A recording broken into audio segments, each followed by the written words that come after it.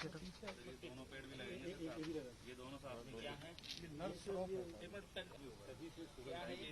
Support चाहिए होता है सर। एक तुलसा है और एक घास है।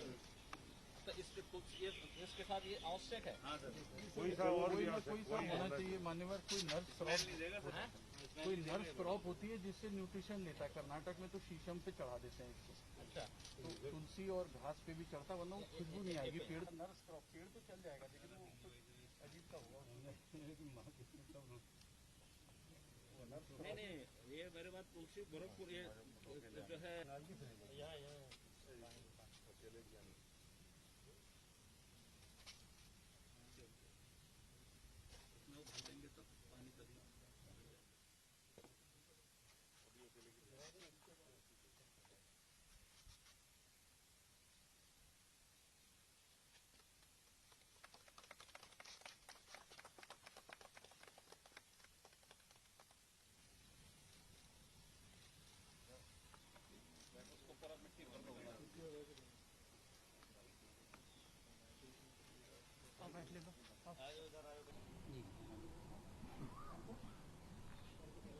आज विश्व पर्यावरण दिवस है।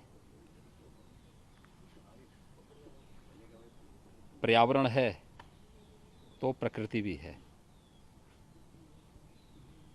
प्रकृति है तो जीव सृष्टि भी है। इसलिए जीव सृष्टि की सुरक्षा के लिए आवश्यक है कि हम सब पर्यावरण के प्रति जागरूक हों।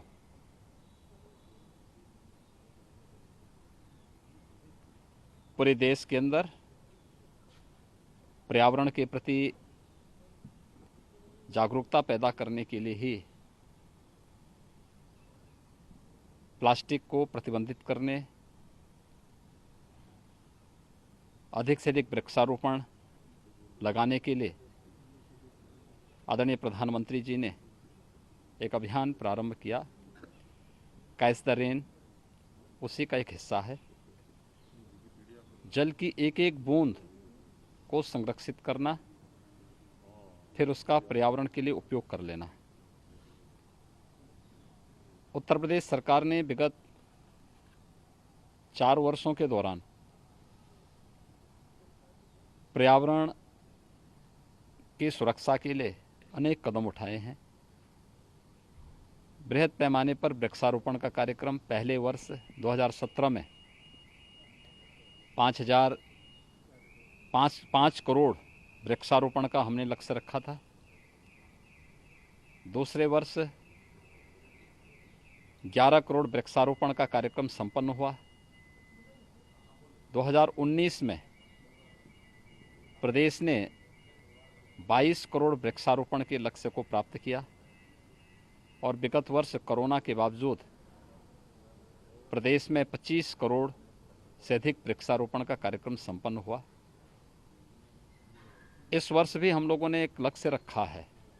वन महोत्सव से कार्यक्रम जुलाई प्रथम सप्ताह से हमारा प्रारंभ होगा, जिसमें 30 करोड़ वृक्षारोपण का लक्ष्य है। वन विभाग, प्रदेश सरकार के सभी संबंधित विभाग, सभी संस्थाएं, शिक्षण संस्थाएं, प्रशिक्षण संस्थान, ग्राम पंचायतें, नगर निकाय और जनता जनार्दन भी इस पूरे कार्यक्रम के साथ जुड़ती है। प्रकृति की सुरक्षा के लिए, उसके संरक्षण के लिए उनके द्वारा एक प्रयास प्रारंभ होता है। ये पूरे अभियान उसी श्रृंखला का हिस्सा है। मुझे प्रसन्नता है कि वन विभाग प्रकृति के संरक्षण के लिए, पर्यावरण की सुरक्षा के लिए पूरी तरह जागरूक होकर के कार्य कर रहा है। हम सब तभी तक सुरक्षित हैं जब तक हमारा पर्यावरण सुरक्षित है। प्रकृति और पर्यावरण के बीच में एक समन्वय हमें रखना पड़ेगा। ये हम सबका नैतिक दायित्व भी है और कर्तव्य भी। और इसीलिए प्रदेश सरकार ने प्रदेश के अंदर प्लास्टिक को भी प्रतिबंधित किया है।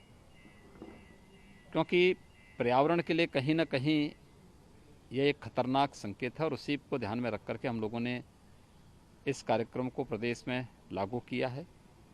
मुझे विश्वास है कि वन महोत्सव के अवसर पर जुलाई प्रथम सप्ताह में प्रदेश के अंदर बृहद वृक्षारोपण का जो कार्यक्रम चलेगा, कोरोना महामारी से बचाव करते हुए, जो कोरोना का प्रोटोकॉल है उसका पालन करते हुए प्रत्येक व्यक्ति वृक्षारोपण के इस अभियान के साथ जुड़ेगा। ये हमारा दायित्व है। हम लोगों ने विगत वर्ष वन विभाग को एक और लक्ष्य दिया था कि 100 वर्ष से अधिक उम्र के जितने भी पेड़ हैं उन्हें हेरिटेज वृक्ष के रूप में संरक्षित करने का एक महाअभियान, इसको लेकर के भी एक बृहद कार्यक्रम आगे चलेगा। वृक्षारोपण का भी कार्यक्रम केवल एक औपचारिक कार्यक्रम न बने, बल्कि उन परंपरागत वृक्षों को हम लोग महत्व दें जो प्रकृति के सुरक्षा में और संरक्षण में जिनका योगदान है।